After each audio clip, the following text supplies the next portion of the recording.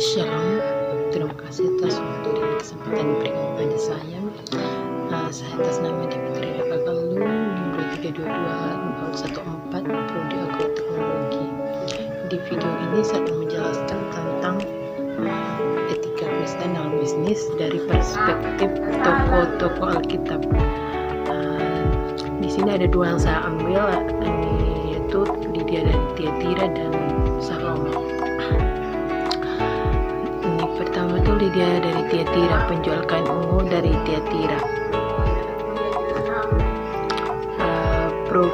Profil dari Lydia Tiatira.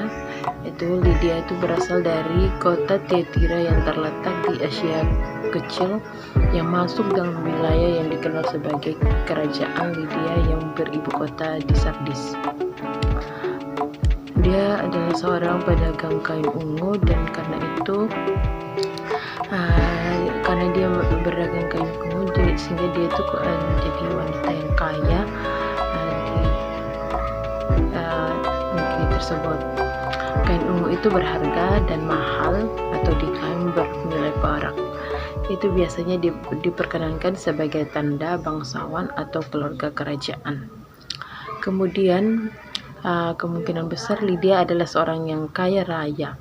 Hal ini yang membuat Lydia dapat menawarkan tumpangan bagi Rasul Paulus dan rekan-rekan Lukas, Silas, Timotius, dan kemungkinan orang-orang lain juga, dan mendukung pelayanan Paulus tanpa. Berikut nilai-nilai yang didapat dari Lydia Tiatira. Saya baca pada Kisah Para Rasul 16 ayat 13 sampai 18 ya. Paulus di Filipi. Pada hari Sabat, keluar pintu gerbang kota, kami menyusur tepi sungai dan menemukan tempat sembahyang Yahudi yang sudah kami duga ada di situ. Setelah duduk, kami berbicara kepada perempuan-perempuan yang ada berkumpul di situ. Seorang dari perempuan-perempuan itu yang bernama Lydia turut mendengarkan. Ia seorang penjual kain ungu dari kota Tiatira yang beribadah kepada Allah. Tuhan membuka hatinya sehingga ia memperhatikan apa yang dikatakan oleh Paulus. Sesudah dibaptis bersama-sama dengan seisi rumahnya, ia mengajak kami, katanya, "Jika kamu berpendapat bahwa aku sungguh-sungguh percaya kepada Tuhan, marilah menumpang di rumahku." Ia mendesak sampai kami menerimanya. Pada suatu kali ketika kami pergi ke tempat sembahyang itu, kami bertemu dengan seorang hamba perempuan yang mempunyai roh tenung. Dengan tenungannya, tuan-tuan memperoleh penghasilan besar. Ia mengikuti Paulus dan kami dari belakang sambil berseru, katanya, "Orang-orang ini adalah hamba Allah yang Maha Tinggi. Mereka memberitakan kepadanya jalan kepada keselamatan." Hal itu dilakukan beberapa hari lamanya, tetapi ketika Paulus tidak tahan lagi akan gangguan itu, ia berpaling dan berkata kepada roh itu, "Demi nama Yesus Kristus, aku menyuruh engkau keluar dari perempuan ini." Seketika itu juga keluar dari roh itu. Baca tadi, dia adalah seorang wanita pendoa. Dia itu berdoa untuk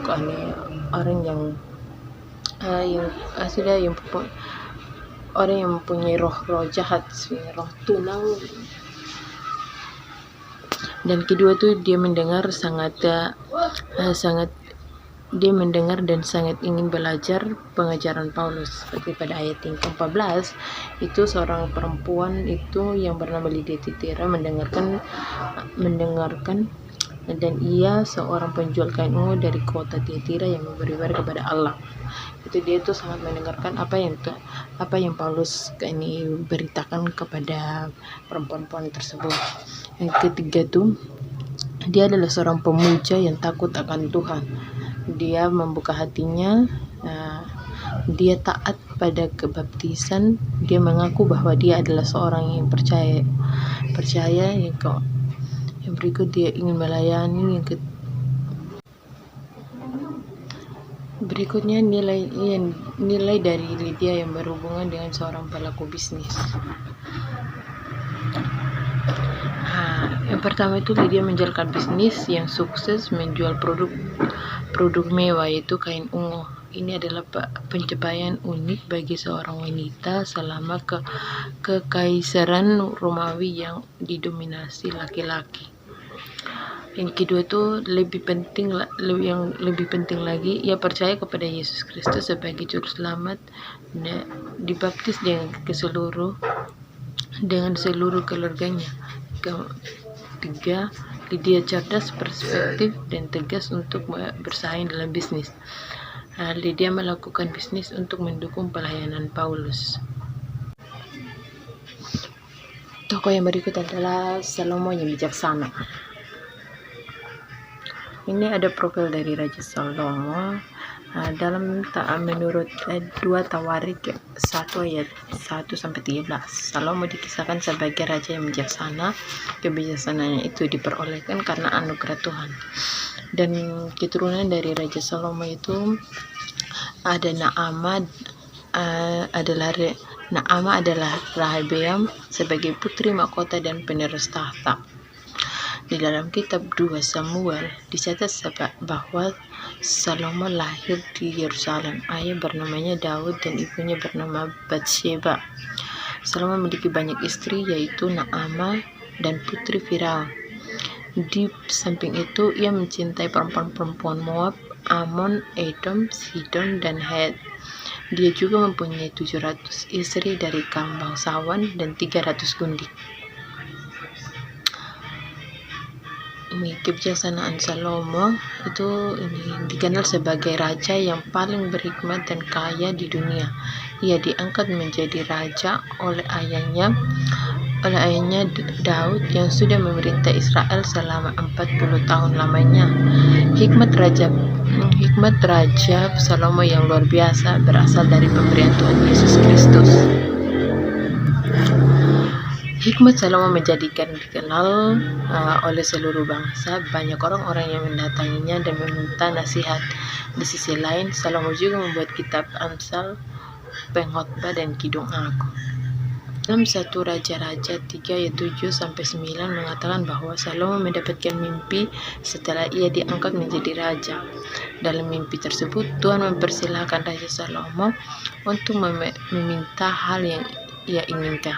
Salomo menjawab bahwa dirinya menginginkan kebijaksanaan agar ia dapat mengatur umat Tuhan dengan bijaksana. Usaha-usaha Raja Salomo di dalam kitab 2 Tawarik ayat 8 itu pembangunan Bait Allah pada tahun ke-480 sesudah orang Israel keluar dari tanah Mesir. Maka Salomo mulai mendirikan rumah bagi Tuhan. Kedua itu pembangunan istana dan bangunan-bangunan lain di Yerusalem, memperkuat kota-kota yang diberikan Huram dan menyuruh orang Israel menetap di sana. Kemudian ia memperkuat Tadmor di padang gurun dan semua kota-kota perbekalan yang didirikan di Hamat. Ia juga memperkuat Bet Horon, Hulu, dan Bet Horin Hiler. Usaha lain, Salomo juga memperkuat pasukannya serta memiliki pemimpin-pemimpin umum di antara mereka. Bisnis Raja Salomo.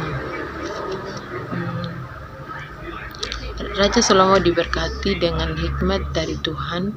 Dengan hikmat inilah memperluas dan melipat gandakan kekayaan. Dia dikenal sebagai pengusaha yang aktif dalam berbagai bidang, termasuk perdagangan internasional dan kapal dagang. Dalam 1 Raja-Raja 10 ayat 20-29 dan 2 Tawarik 9 ayat 13-14, dia mengambil keuntungan dari jalur perdagangan yang melintasi kerajaan pada waktu itu. Dia juga menjalin kemitraan dengan raja-raja dan ratu-ratu terdekat seperti Ratu Sheba. Dengan kebijaksanaan yang dimiliki Salomo, dia membangun bangsa Israel sebagai negara adidaya ekonomi melalui perdagangan. Dia juga sangat ahli dalam hal bisnis manajemen, pintar melobi mitra kerja dan dari bangsa lain. Dengan model inilah dia mengembangkan 2 jalur perdagangan di Israel, membangun Salomo Armada, kapal dagang dan kapal-kapal berlayar di sepanjang jalur perdagangan ini. Salomo juga membuat sistem administrasi yang baik dan mengorganisir tenaga kerja secara teratur. Jadi Salomo menjadi sangat kaya karena kerja keras dan ketekunannya mengusahakan apa yang bisa dia kembangkan di bangsanya.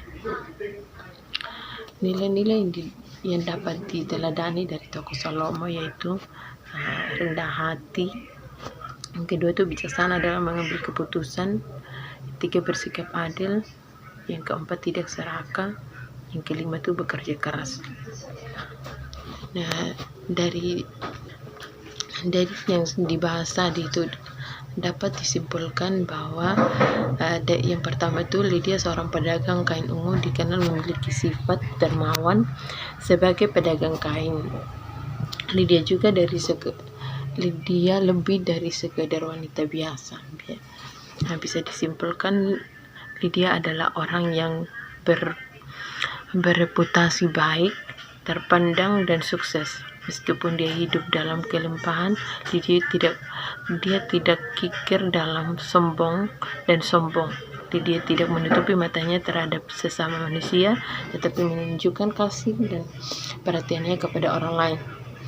Hal ini ditunjukkan dalam caranya menghormati Rasul Paulus dan juga menyediakan rumah untuk sebagai tempat singgah dan persekutuan orang-orang Kristen pertama di Eropa. Hal ini merupakan dukungan yang dapat berharga bagi pelayan Paulus pada saat itu. Dan yang dari kesimpulan dari Raja Salomo itu, dari semua usaha yang Salomo kerjakan, kita lihat bahwa ia meraih pencapaian dengan sangat baik dan semua keberhasilannya tidak lepas dari campur tangan Tuhan. Segala kemampuan sangat dimaksimalkan oleh Salomo sehingga usaha yang dikerjakan tangannya berhasil dalam pimpinan dan penyertaan Tuhan. Mungkin itu dari saya. Sekian dan terima kasih.